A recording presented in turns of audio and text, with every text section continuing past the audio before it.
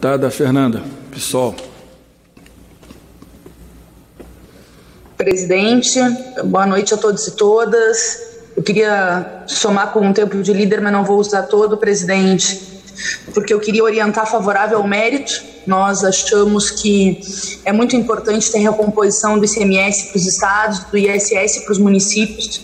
Nós, do PSOL, sabemos que esse projeto começou muito torto. O PL original, Mansueto, previa uma série de contrapartidas e de medidas de ajuste fiscal, de privatizações, de congelamento de salário de servidores, e ao mudar a lei de responsabilidade fiscal, permitia até a demissão na prática, que é uma lógica contrária que tem que ser tomada, ainda mais nesse momento dramático que nós vivemos no país. Hoje já foram 105 mortes, só no dia de hoje, nas últimas 24 horas, presidente Rodrigo Maia. Mais 1.328 pessoas infectadas num país que já tem 23 mil pessoas que contraíram Covid-19. Ou seja, um aumento de 6% da taxa de infecção nas últimas 24 horas. Nós temos um presidente da República irresponsável, eu diria criminoso, porque ele descumpre o que fala a OMS, ele vai na padaria cumprimentar mãos, ele é tão relaxado e tão chinelão que ele limpa o nariz e depois cumprimenta os seus apoiadores. É uma irresponsabilidade sem tamanho com o país e com a necessidade de uma liderança nacional para combater o Covid-19 e a pandemia do coronavírus. Nessa ausência de liderança, nós temos uma batalha hercúlea dos governadores e governadoras, prefeitos, prefeitas, universidades, pessoas preocupadas, como as instituições. E eu quero, presidente Rodrigo Maia, lhe dizer que nós achávamos o texto da semana passada melhor, mas nós vimos toda a operação que foi feita contra o Congresso dizendo que isso aqui seria uma pauta-bomba. É uma vergonha. E aí eu estou falando de grandes veículos, não só do irresponsável do Guedes, do parasita do sistema financeiro que operou até o último minuto de hoje para que não fosse votado esse texto.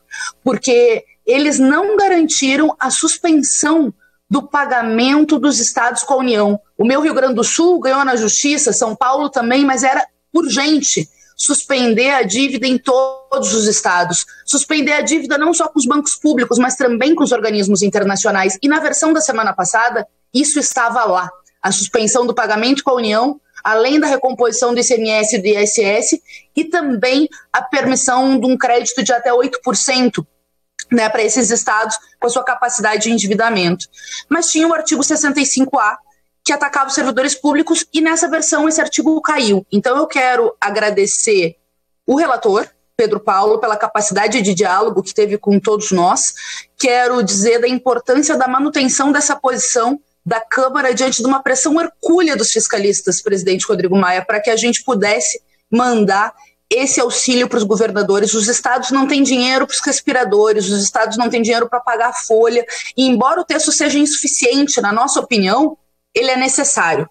E ao aprovar uma coisa que ajuda os estados, a gente pode lutar semana que vem para que a ajuda seja maior. Mas eu sei que o texto é insuficiente por pressões fiscalistas, e eu acho muito importante que o projeto e o relatório do Pedro Paulo não tenha voltado com medidas de ataque aos servidores, com medidas de privatização, com medidas de ajuste fiscal aos estados que massacram aqueles que estão na ponta de lança da defesa do direito da nossa população, seja os servidores da saúde, diretamente, seja os servidores da segurança, seja os servidores da limpeza nos hospitais, seja os terceirizados, enfim, nós temos muita gente que está lá na ponta salvando vidas e que infelizmente está em risco. Então nós encaminhamos sim no mérito e ao mesmo tempo cumprimentamos toda essa construção que foi feita até aqui. O texto poderia ter sido melhor, mas infelizmente o Guedes e a turma do Planalto, que tem feito de tudo para piorar a vida do povo, atuaram no sentido de piorar a situação dos estados. O pessoal orienta assim.